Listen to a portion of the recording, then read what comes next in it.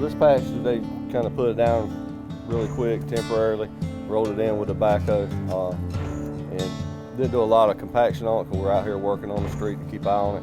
So it settled a little bit with the traffic, so they can just cap it right back off with apply some more EZ Street and get it back up to grade. Awesome. So we're just showing the flexibility of EZ Street. We're going to put about 1 inch more on top of this.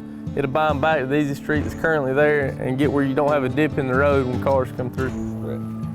Correct. Great.